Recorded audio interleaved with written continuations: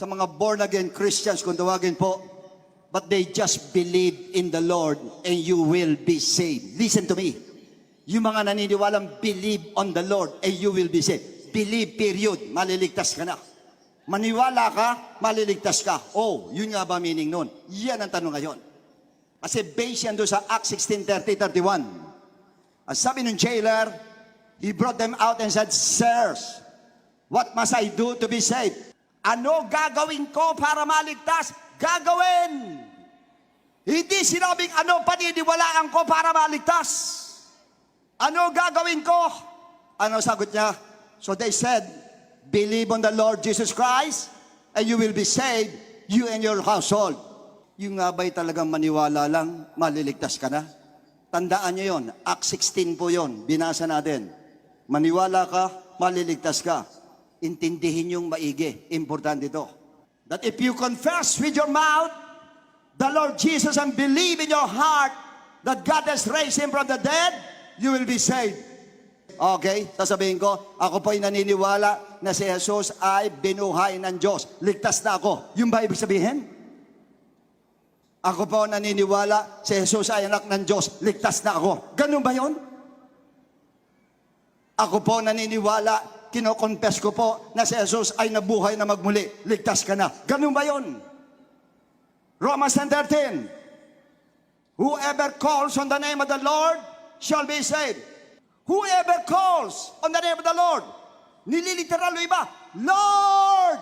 Ligtas na ako, Lord, kasi tinawag kita. Yung ba ibig sabihin nun? Brothers and sisters, yung maniwala lang, hindi po sapat para maligtas ka. Paano mong mapapakita? Makinig kayo lahat. Alam ko may nanonood sa inyo na hindi taga to God be the glory. Makinig ka. Naniniwala na maniwala lang tapos na. Siguro pinaintulot na rin ng Diyos lumabas na itong to God be the glory para malaman nyo kung ano talaga totoo. At yan din ang nasa heart ko. Yan din ang nasa heart ko. Hindi nyo napupuna. Sinabi ng Bible, once ang gospel may preach, sa Matthew 24:14, once ang gospel may preach, then the end shall come. Siguro lahat kayo naniniwala na i-preach na ang gospel sa buong mundo. Pumunta kayo sa bundok, nando pa rin ang gospel. Kaya lang, anong gospel bang gusto ng Lord? Ba't hindi pa siya dumarating, na-preach na? Ba't hindi pa tapos, na-preach na? Sabat gusto ko linawin sa inyo lahat. Paano mo mapapakita na niwala ka kung wala ka namang ginawa? Yung bang paniniwala mo, mapapakita mo sa magitan ng salita? Ang paniniwala makikita mo sa magitan ng gawa. May gagawin ka. Alam ko, tumaas ang kilay mo.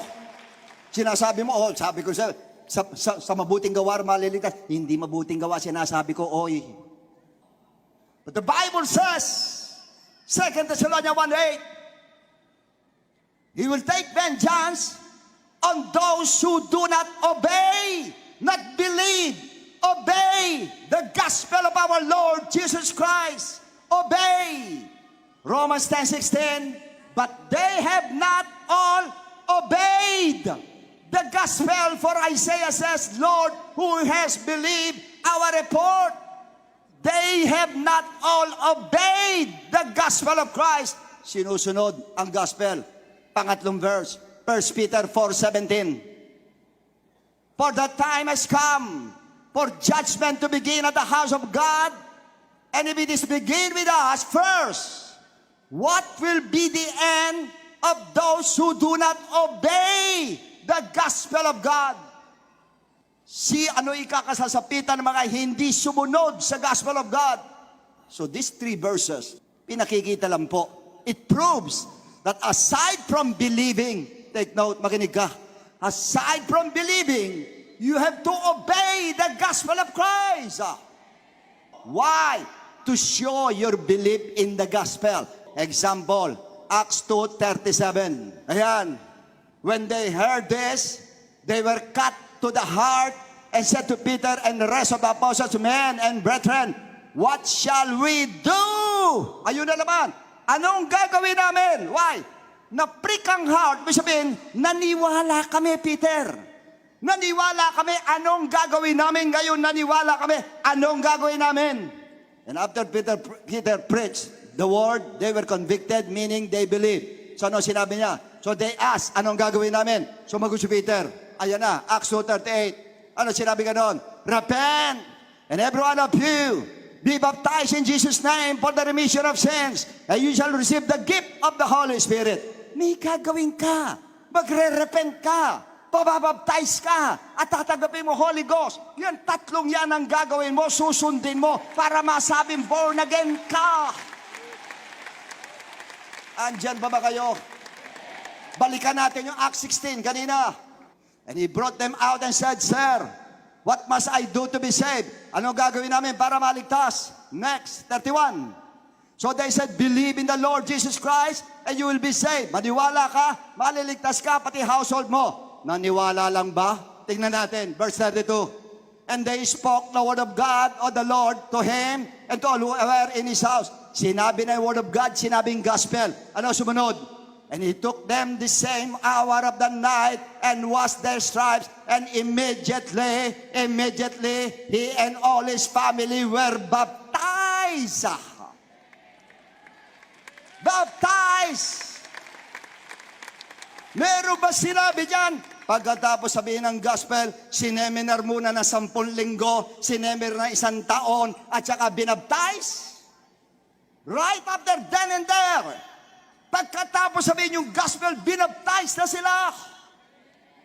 Nakukuha nyo ba? Paano mo sasabihin, maniwala ka lang? Hindi mo sinabi mag-repent. O, repent na doon, pero kulang. May baptism yan. Bababaptize ka, my friend. Kailangan babaptize ka. Kaya nanonood sa television, may mga preacher, kayong preacher, sinasabi nyo, baliwala ang baptism sa inyo. Pero sa Bible, hindi baliwala.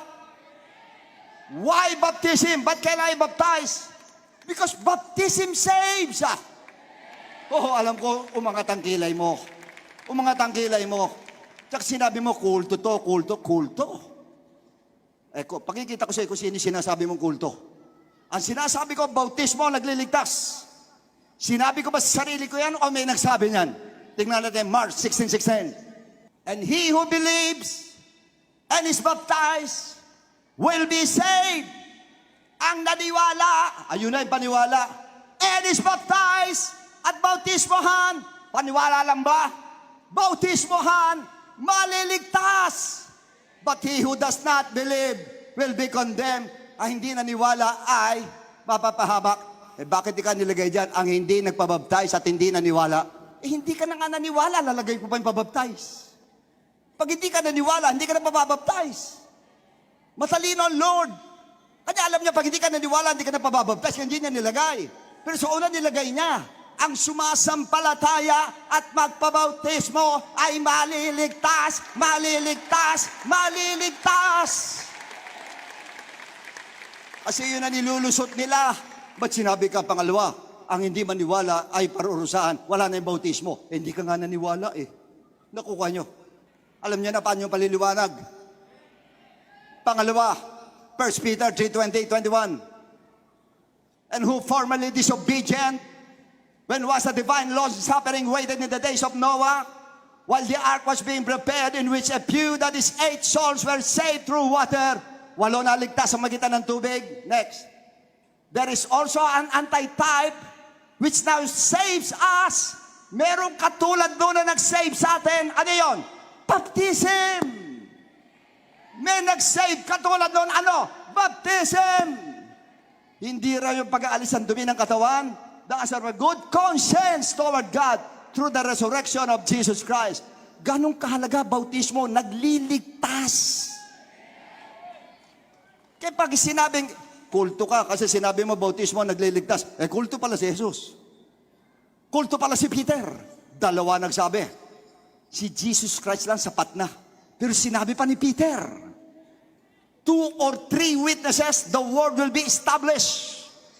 2 nag-witness. Witnesses yan, 2. Tapos sasabihin mo, hindi nakakaligtas. Nakakaligtas po ang bautismo.